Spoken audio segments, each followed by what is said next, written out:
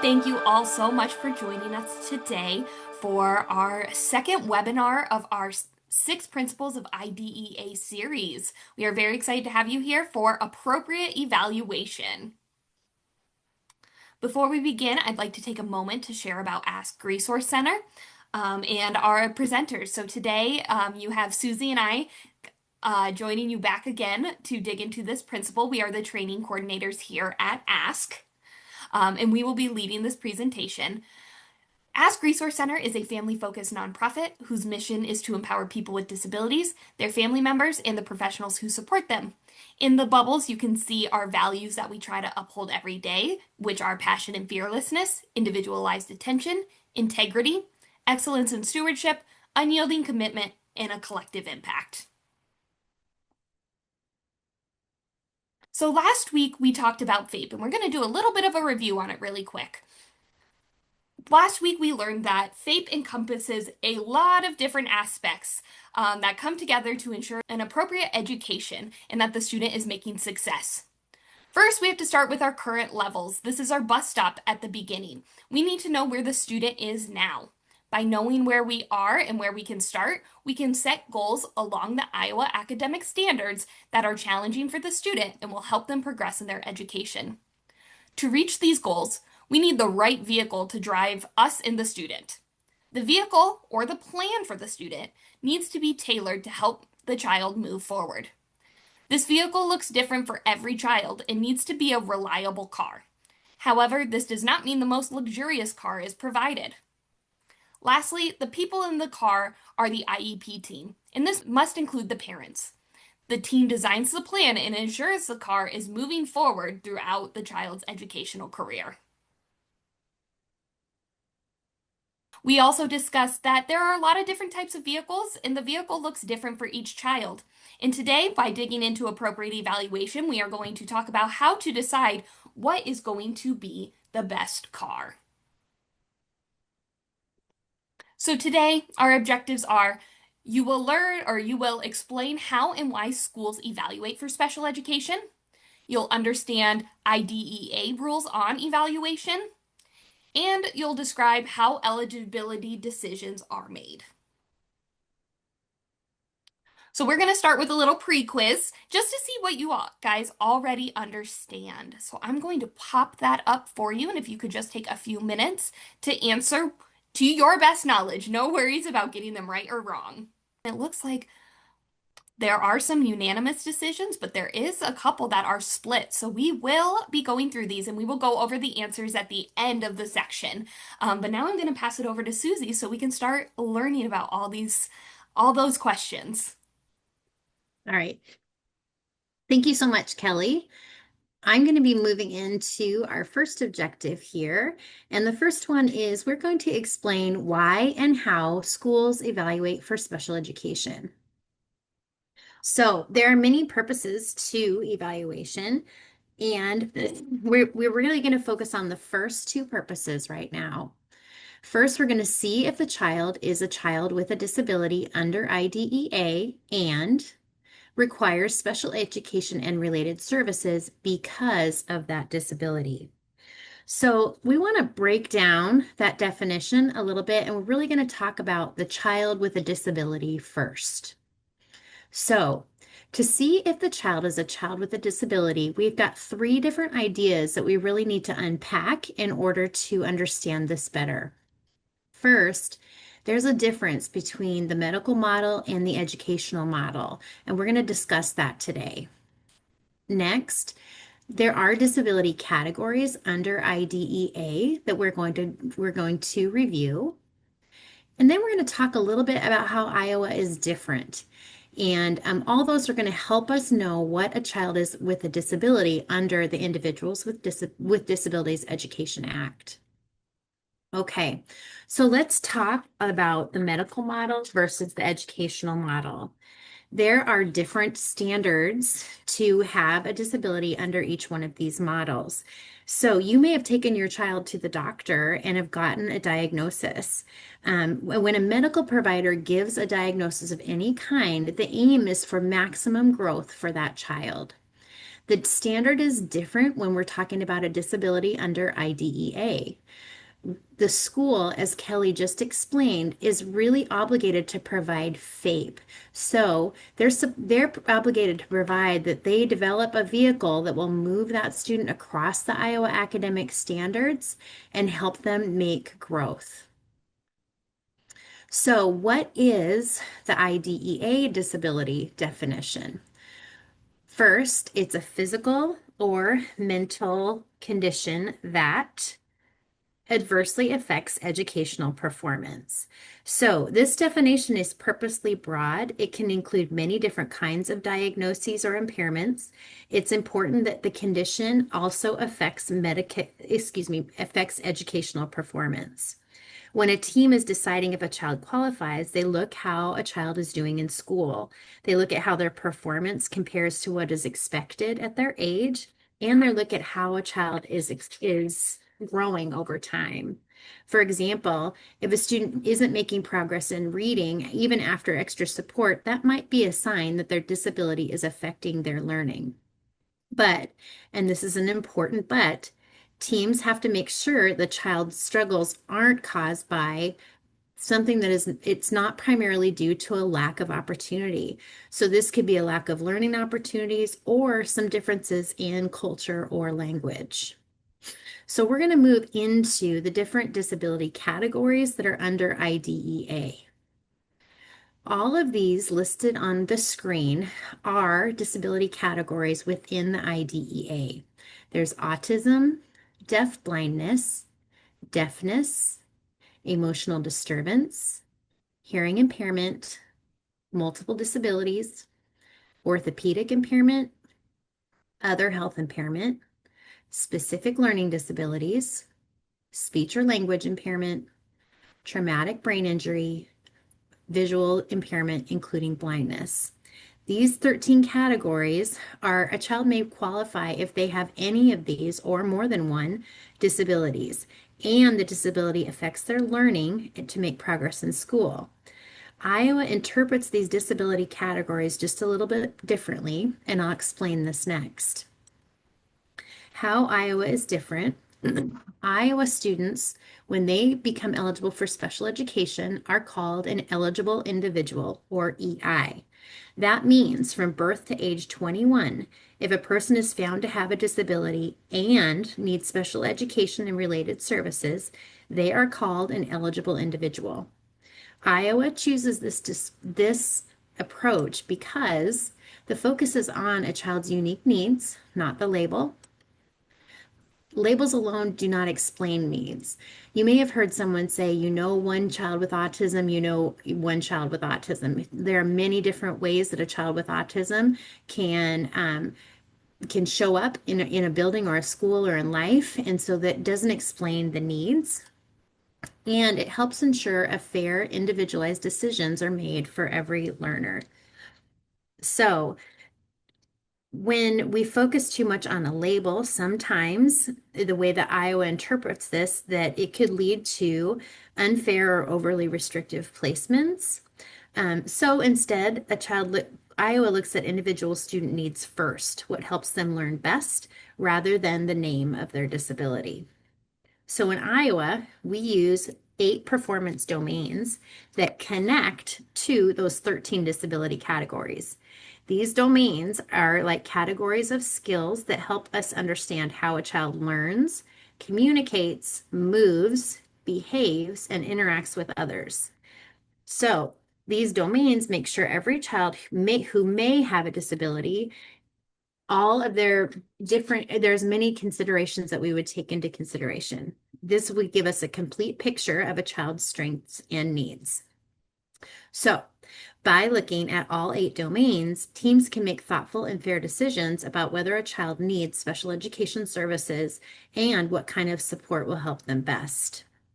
We have at Ask Resource Center, we have an access info sheet called a comprehensive special education evaluation.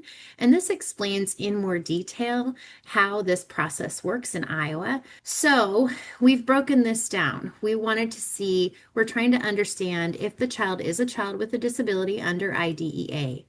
We talked about the difference between a medical model and the educational model when we're talking about the word disability. We learned that there are 13 disability categories under IDEA and how Iowa does this differently.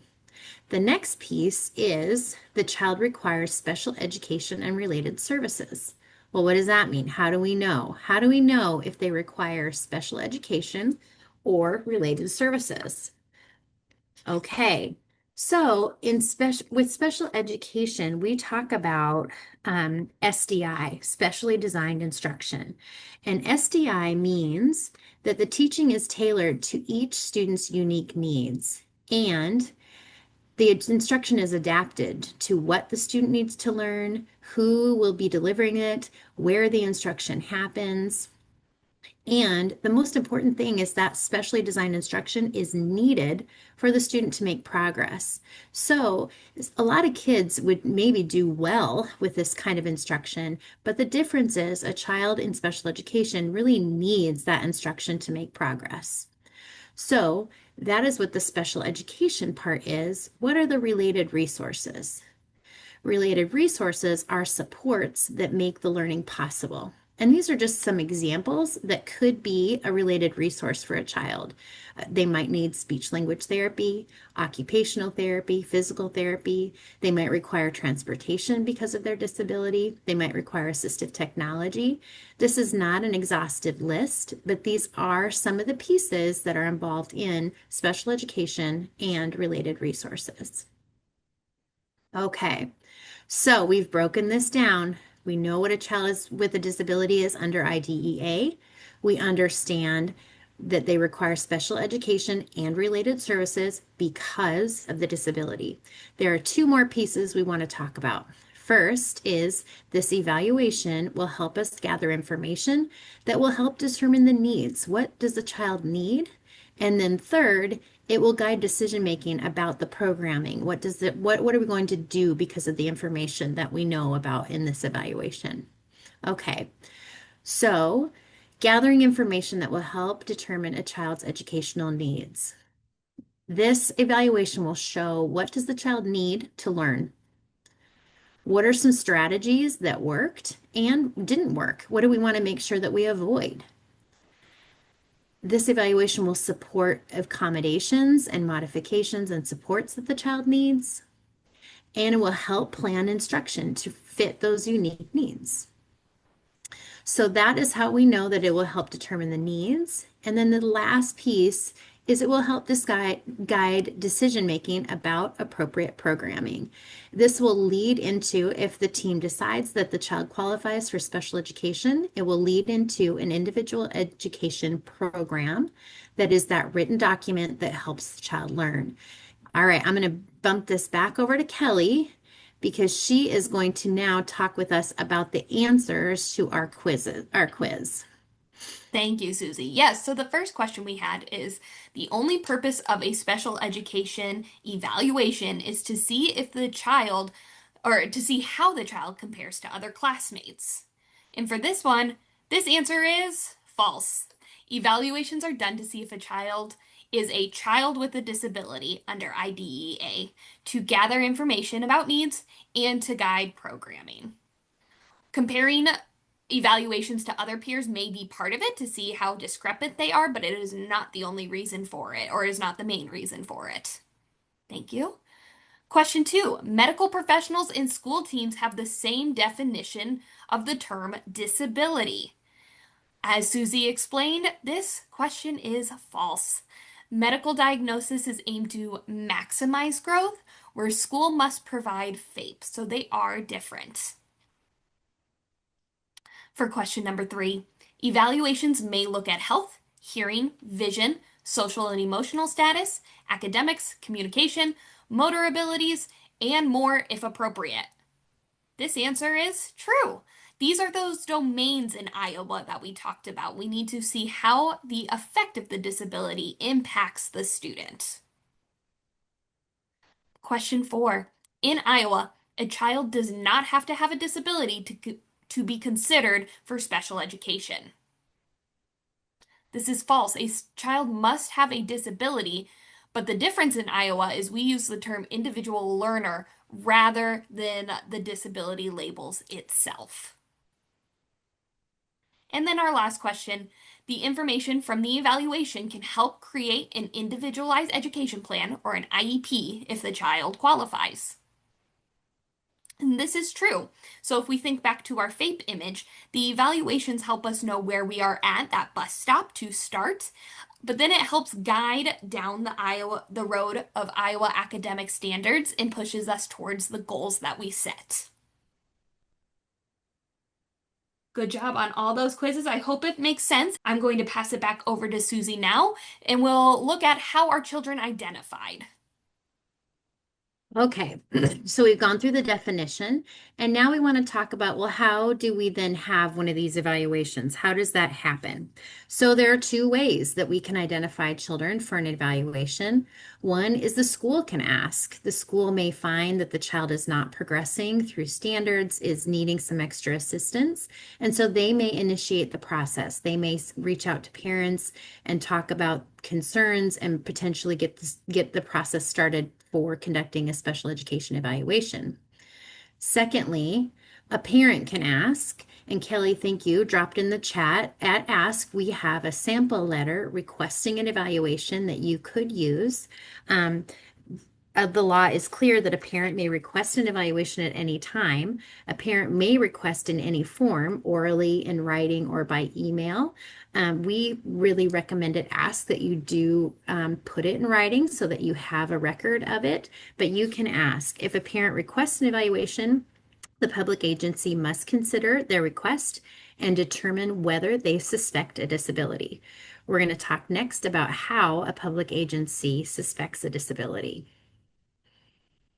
Okay, so to suspect a disability, there are four conditions that one, if only one is in place, there may be a reason to suspect that the child has a disability under IDEA. The first one is the child has a diagnosis, some sort of a disability diagnosis, and there is a noticeable effect on the child's educational progress. The second is the child may not be meeting standards and they're unique compared to their peers, which means that most of their peers are meeting the standards and they're having difficulty compared to them. The third is the student is not meeting standards and they've received some high quality instruction. So we know that this child has been involved in high quality research-based instruction and they're still having difficulty meeting standards. That could be a reason to suspect a disability. Or they're meeting the standards and they've received that high quality instruction, but that has required a continued and substantial effort. So maybe the child has done a ton of outside of school support, and that is what's really needed in order for that child to make progress. So if any of these four conditions are in place, that could be a reason, that is a reason to suspect a disability. It is a low bar that the law has considered in order for us to really find those kids and identify them and help them move forward in their education. So the result of that disability suspect, as we said before, is any of those four conditions are met that we just reviewed on the previous slide. The team would suspect a disability, and then they must ask for consent to do a full and an individual initial evaluation. If none of the conditions are met, the team would not suspect a disability. If the parent is the one who requested that, the team would provide a prior written notice explaining why they will not move forward. We will have a webinar talking about prior written notice later on in January. So if you're interested in more information about prior written notice, we encourage you to sign up for that webinar. Okay, now we're going to talk about, oh, and thank you, Kelly. She put in a link from Iowa's special education website about child find process. So there's more information in the chat about the child find process. Moving on to our second objective, we're going to understand some of the rules that IDEA has on evaluation. Okay, time frame. It must be completed within 60 days. So as soon as the parent signs consent for that evaluation to move forward, it must be done within 60 days. Next, the evaluation must be full and individual. Remember those performance domains that we talked about before. What are our concerns around those performance domains? And we are going to make sure that we are focusing in on just that child's needs. You probably know there are a lot of assessments that happen in general at school for all students. Those certainly would be a part of that individual evaluation, but that wouldn't be the only part. That would be some of it. A variety of tools needs to be used. They would be reviewing the educational records that the child already has. There may be some interviews that would happen with teachers or parents. There's going to be some direct observations and then some tests. So all these tools will come together to really give us a big, full picture of the child.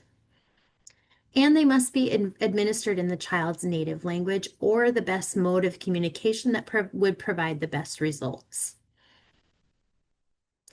Some more musts for the evaluation. The instruments that are used must be technically sound. They must be administered by a trained and knowledgeable person. They must be administered according to the instructions that the test was intended for and for the purpose that the assessment was designed. So all of these assurances allow the team to make a fair and balanced decision about special education needs and what is required for the child to move forward. All right, now how do we make these eligibility decisions? We've done this evaluation, we have all this information about the child. What do we do next? Well, first, it needs to be a group of qualified professionals and the parent. So we've got all the people who were involved in the evaluation process from the schools, and then the parent is there as well. They're going to decide, does the child have a disability and does the child need special education and related services because of the disability? That's the group that's going to make those decisions. It cannot be due to, like we talked about earlier, a lack of appropriate instruction or limited English proficiency. And according to the Iowa Department of Education's guidelines on special education eligibility and evaluation standards, here are some inappropriate reasons a school can deny an evaluation. One is we really don't want to evaluate because the child probably will not qualify. This is a form of predetermination. And we also need to go back to those 4 different reasons why we might suspect a disability. This really isn't one of them. And we need to decide that if any of those conditions are met from before, that it would be a reason to suspect a disability. The second is a child just moved to our district. Just because a child is newly moved is not a reason to delay the process. Another is the child scored X on this assessment and is above a certain percentile. In this district, we don't evaluate for special education until this score is below a certain amount. Now, we talked about before, a special ed evaluation needs to have multiple sources of data. So one assessment would not be a reason to deny a special education evaluation. Now, could that piece of information be helpful as we look forward into this special ed evaluation? Yes, but just one test, no, that won't work. And then the child has not moved through all the tiers of MTSS. MTSS stands for multi-tiered systems of support, and Iowa schools really move students through this process. When a school is providing teaching to all students, that's a tier 1 level of instruction, and that is really geared toward about 80% of students. They should be doing pretty well with this tier 1 level of instruction. Kids who struggle will get supplemental support through general education. This is at a tier 2 level. The support for a child in the tier 3 level becomes more individualized, and a team could decide to suspect a disability at any point during that process. However, just because a child has not moved through that process is not a reason to not suspect a disability. And last, the special education room is full. This is an example of an administrative concern. Parents should never have to worry about any kind of a resource situation at a school. If that room is full, then there needs to be another room. And that really isn't a parent issue. That is a school issue, and those administrative concerns are not a reason to deny a special education evaluation. All right, so we've gone through a lot of the reasons and you've learned a lot of things about special ed evaluation. Now Kelly is going to do a little fair or not fair exercise, and this is when we're going to practice using our reactions, right, Kelly? Yes, so we are going to play another little quiz game, and if you think it is fair, based on the different scenarios we're about to give you, give us a thumbs up using your react button. If you think it's not fair, you can either do the surprise face or you can just stay blank. All right, are you ready? So the first scenario, a school receives parental consent for a special education evaluation and completes it in 90 days. Is this fair or not fair?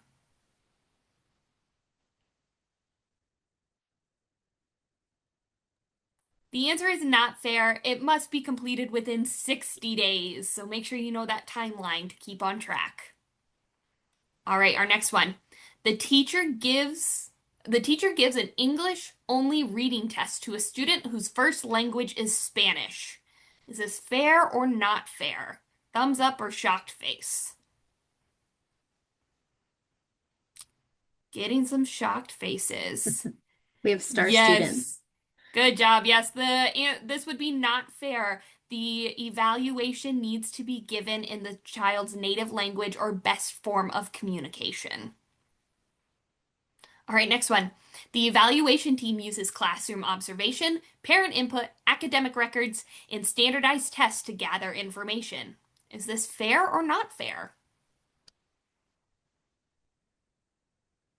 Seeing some thumbs up saying it is fair.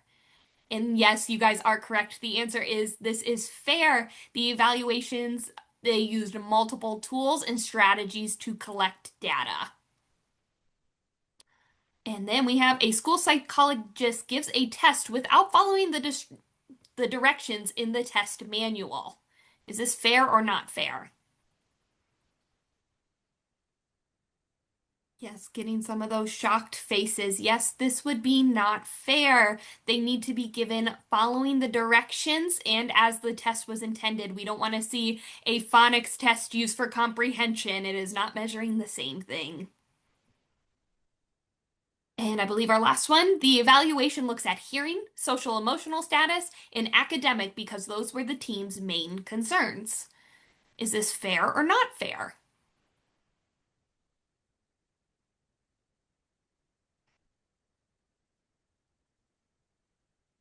Is this a little bit of a trickier one? We have a shocked face.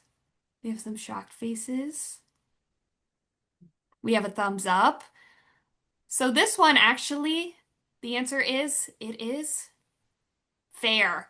So the we are looking at the domains here, and not every domain needs to be tested if there is not a concern. If you have a concern in every domain, you can have an evaluation for each one. But if the team's main concerns are hearing, social emotional status, and academics, and those are the domains checked for the evaluation, those are the ones that are going to be assessed. So make sure if you have concerns over a different domain, make sure they are evaluating that and that is marked as a concern during the child find process. So today we have covered a lot. We have explained why and how schools evaluate for special education. We now understand IDEA rules around evaluation, and we described how eligibility decisions are made. So we would love for you guys during this time to have any questions you have in the chat. But for more information, we used several resources to help develop this presentation, along with the ones we shared in the chat. So if you want to dig more deep into what the Iowa Department of Education has to say, um, these are the links, and you will be getting a copy of this presentation after the webinar is completed. We do have a question here.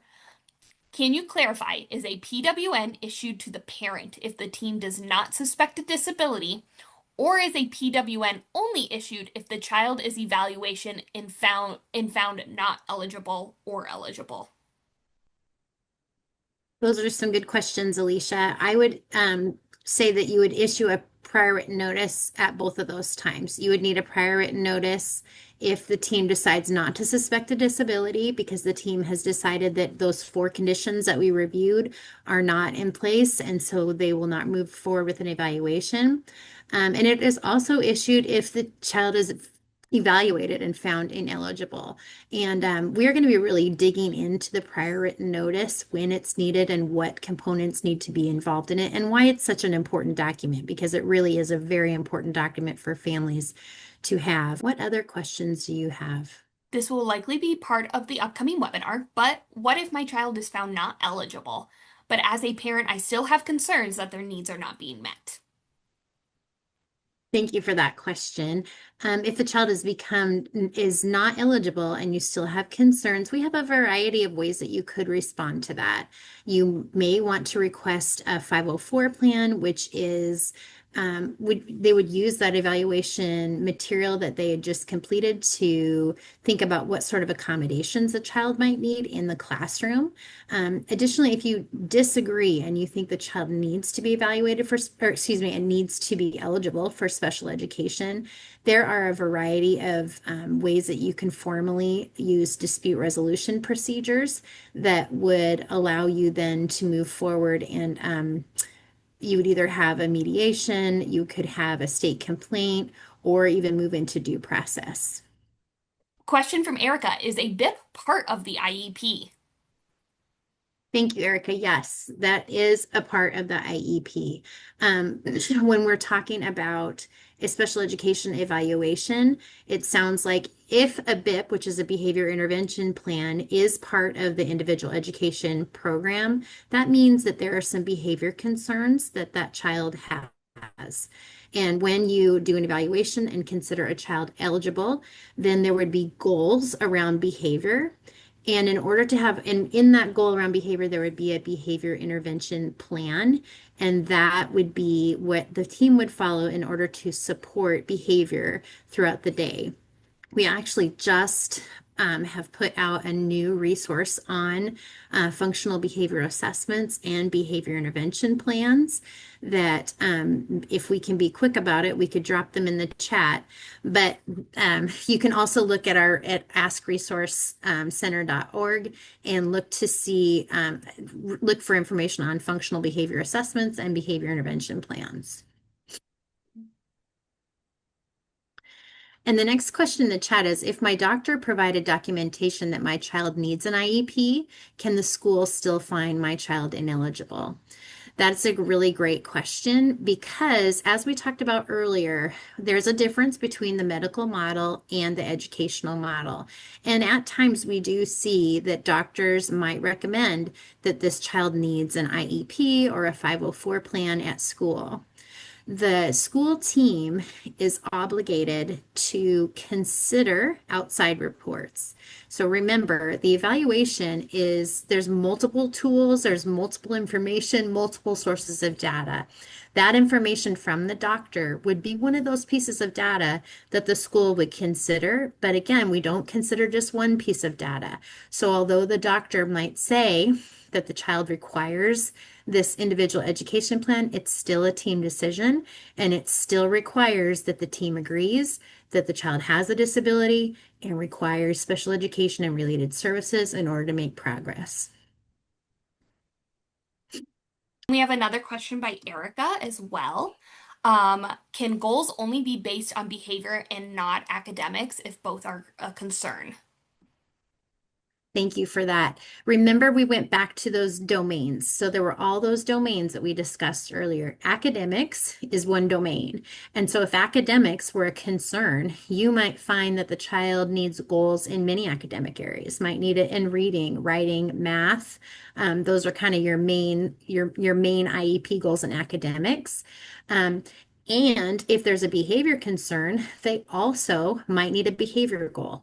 And they'll need that. And within a behavior goal, then you'd also have a behavior intervention plan. So you can really have multiple domain areas in those domains. You could have needs in any kind of a category. And when the team decides that they are eligible, then there needs to be goals and supports in those areas. So in 2 weeks, we will be back for our next principle, which is the IEP. Um, we will look we will explain what an IEP is and why it's important, describe the steps in developing an IEP, and identify additional components that need to be included in the IEP. So this will be on November 10th. Next week, if you are a parent and wanting to meet other parents that may have similar circumstances than you, it will be our Ask Each Other support group. So you can find that on our events tab if you're looking for something else to do next Monday while we have a week off. And then here are just, again, our upcoming webinars for the rest of the 2025 year. But as you heard, we will be continuing webinars into 2026 with PWN and a few more topics. So keep an eye out as we start announcing the webinars for 2026.